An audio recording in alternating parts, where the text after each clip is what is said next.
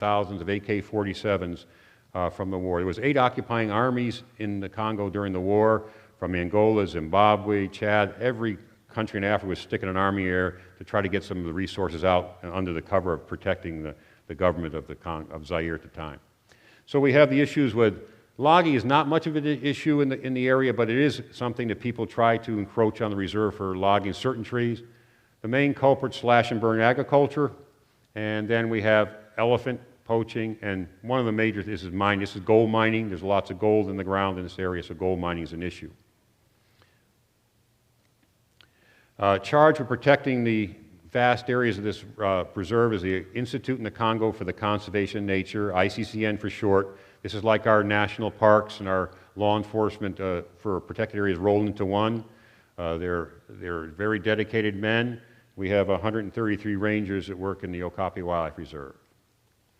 The place is very hard to get around. You can take a truck to certain places, we can bring them, but mainly you go by boat and by foot. This is a very thick rainforest, so access is very limited. Part of the reserve is with very little ways to get across or through it. We fly on a regular basis looking for signs of poaching or illegal minings, and we will GPS those sites, and the guards can actually go in. And it takes usually 3 or 4 days to walk into most of these places. Well, how we find out where they are, what they're doing, all the patrols have GPS-enabled satellite phones, so we can follow their treks to the forest. They can make notes, and actually we can know what's going on in all parts of the reserve.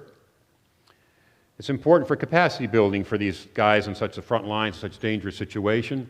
So we have really brought in specialized trainers to train them in the art of protecting this area in the rainforest, very different from savanna protection, special courses in GIS and GPS reading, and so it's been an ongoing endeavor, and this has to occur on a regular basis. It just can't be a one time. It's got to be 3 or 4 times a year.